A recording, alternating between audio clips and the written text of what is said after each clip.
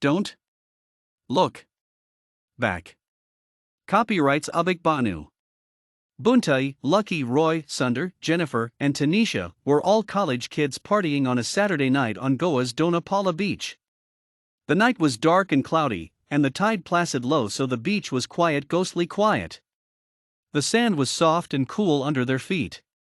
There was a cool and pleasant breeze carrying the sea smells. It was around 11 p.m. when somehow the topic of ghost stories began while downing more pegs. "I don't believe in ghosts," Buntai said bluntly.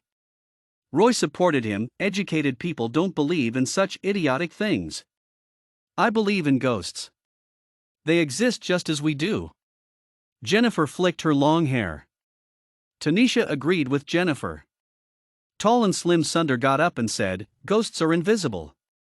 They appear when we call them. There is a process to call them, some Ouija board." Tanisha supported them. The conversation continued till midnight. Four of them were convinced about the existence of ghosts. Buntai and Roy were adamant that there were no ghosts. "Okay, can you go to a graveyard now and spend time till morning?" Tanisha challenged him. "You bet I will," said Buntai. "Will you kiss me if I spend the night in the graveyard?" He had a huge crush on Tanisha. Curvaceous and hot Tanisha smiled teasingly, "Sure." Tanisha watched his muscular frame in loose long t-shirt and shorts. "Take someone with you, I don't want you to go alone." Jennifer was concerned. "I will come with you," Roy offered. "Any problem if Roy accompanies me?"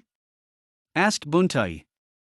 "I want you to experience the truth, I don't want you to die." Tanisha.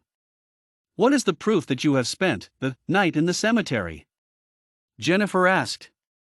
"You have to tie this scarf on one of the graves." Jennifer pulled out a red scarf from her bag. "Such a long scarf." Roy looked at the 6-feet-long scarf. "Okay, ghosts appear at 3 a.m., so if you really want an experience, you have to stay there till 6 a.m. If you sense something fishy, don't look back. Just run from there." Tanisha pinned the red scarf to Buntai's long t-shirt lovingly, so it doesn't fly away in the breeze. "We will see you guys at 6 a.m. sharp." "Okay?" "Okay." Buntai agreed. The British cemetery was just a short 15 minutes walk from the beach. Buntai and Roy set out to stay up till morning in the British cemetery. They carried a full bottle of whiskey to last them through the night. The cemetery was dark and it took a while for their eyes to get accustomed to the darkness. They slowly saw a path and hundreds of graves. They walked confidently halfway through where they saw only graves all around them. This graveyard is more than 200 years old. People here are believed to be sleeping and not dead. Roy scratched his nose. They are all dead. No one sleeps for 200 years. Dead are dead. Buntai was dismissive. Both of them settled down on the cemented ground close to a grave under the open sky.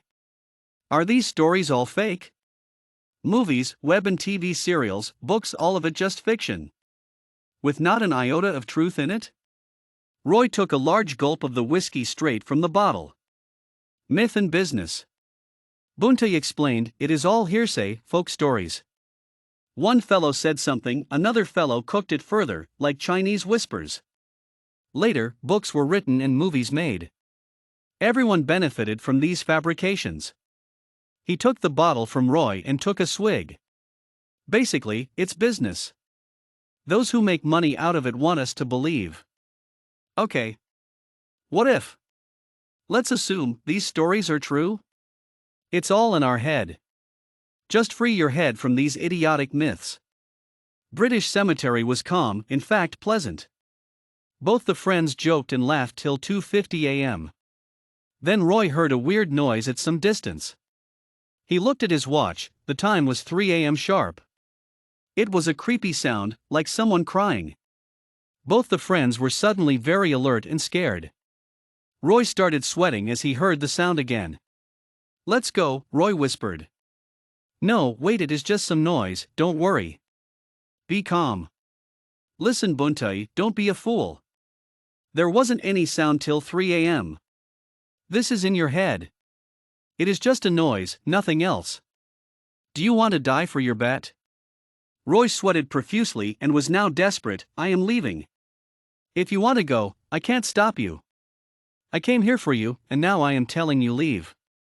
He looked around. This is your last chance, I am telling you. He panicked, waited for a few moments, and then just walked away.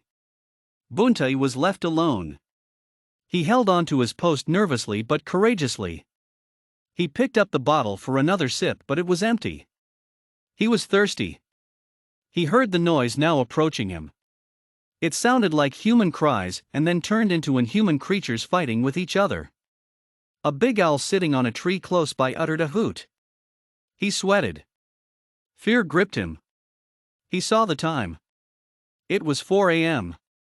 He had to tie the scarf on one of the grave mounds. He stood up with trembling legs. Slowly pulled out the red scarf and tied one end to the mound. The noise was unnatural and angry, and it was coming towards him fast. He held his breath and panicked. Roy went back to his friends. He is such an idiot and so adamant. I left him. What happened? Sharp at 3 a.m., there were some bizarre sounds that started approaching us. I was scared. I told Buntai to come with me. But that idiot didn't. We should go there immediately, Tanisha said. When the gang reached the cemetery, they found Buntai sprawled on the ground. The red scarf was pinned to his t-shirt at one end, and the other end was tied to the mound of a grave. They touched Buntai's body. It felt cold. They checked if he was breathing. He wasn't. They checked and confirmed that Buntai was dead. They inquired further. He must have tied up one fringe to the mound and forgot to unpin it from his t-shirt in a nervous state. And when he walked away to leave, he was pulled as the scarf was pinned to his t-shirt. Lucky explained. He was told not to look back.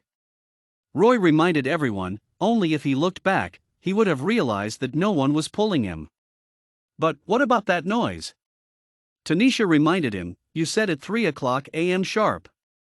They saw an old watchman approach them. Lots of cats and rats create a ruckus here.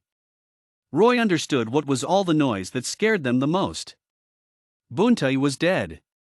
The doctor said that he died of a heart attack. Why did he go to the British cemetery? Police Inspector Joseph asked. They lied to him that a ghost carried him in there.